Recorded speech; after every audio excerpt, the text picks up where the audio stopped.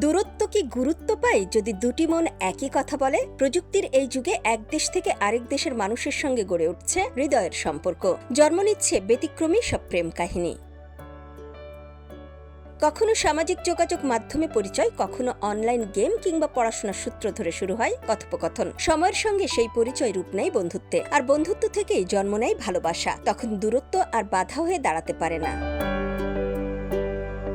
এমনই এক ভালোবাসার টানে সুদূর চীন থেকে কুড়িগ্রামের ফুলবাড়িতে এসে আলোচনায় উঠেছেন আন হুং ওয়ে নামের এক চীনা যুবক। প্রেমের সম্পর্কের পর ঢাকায় থাকা তরুণী মোর্শেদাকে বিয়ে করে এখন তিনি অবস্থান করছেন ফুলবাড়ি উপজেলার কাশীপুর ইউনিয়নের ধর্মপুর গ্রামে।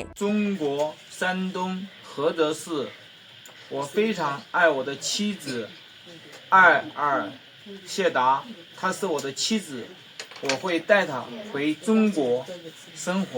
মোফাজ্জল হোসেনের মেয়ে মোর্শেদা বেগম। মোর্শেদাকে ভীষণ ভালো লাগা থেকেই বিয়ে করেছেন আন হুং ওয়ে। মোর্শেদাকে বিয়ে করার ডকুমেন্ট দেখিয়ে আন হুং ওয়ে বলেন, China 中国，我爱我的妻子莫尔谢达，她是我的妻子，我要带她回 China 过生活。বিদেশে এই জামাইকে এক নজর দেখতে ভিড় করছেন নানা বয়সী মানুষ। বিদেশি জামাইকে ঘিরে পুরো এলাকায় যেন উৎসবের আমেজ বিরাজ করছে। মোর্শেদা নামে একটা চেংড়ি ঢাকার থাকে।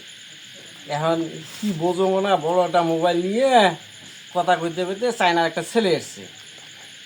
এখন তারা যায় পুজ করলাম এটা বাড়ি করে কয় চায়না, কি কয় বোঝবো না, চ্যাও ভাষা। এলা শুনবেন একজন বলে কি হচ্ছে, কয় বিয়ে শাদী হয়েছে, এখন কি করবে, কয় অনেকে চায়না যাওয়ার চাবেন। চায়না যুবকের সাথে নিজ এলাকার মেয়ে মোর্শেদার বিয়ের বিষয়টি অনেক ভালো লেগেছে বলেও জানান কাশীপুর ইউনিয়নের ইউপি সদস্য ফেরদৌস আলম। সন্ধ্যার পরে লোক মারফত জানতে পারলাম যে ধর্মপুর বাজারের পাশে আইবলির বাড়িতে চীন দেশ থেকে এক ব্যক্তি এসেছেন। পরে আমিও কৌতূহলবশত আসলাম, এসে দেখলাম যে হ্যাঁ সত্যি তাই। জিজ্ঞাসাবাদে জানা গেল মেয়েটা ঢাকায় থাকা অবস্থাকালীন সময়ে এদের সাথে সম্পর্ক হয়। সেই সম্পর্কের জেরে চীন দেশের এই লোকটি ধর্মপুর বাজার মেয়েটার খোঁজে এখানে চলে আসে। চলে আসার পর জানতে পারলাম যে ওনারা নাকি দুজনেই ইতিপূর্বে বিয়ে শাদী করে ফেলছে।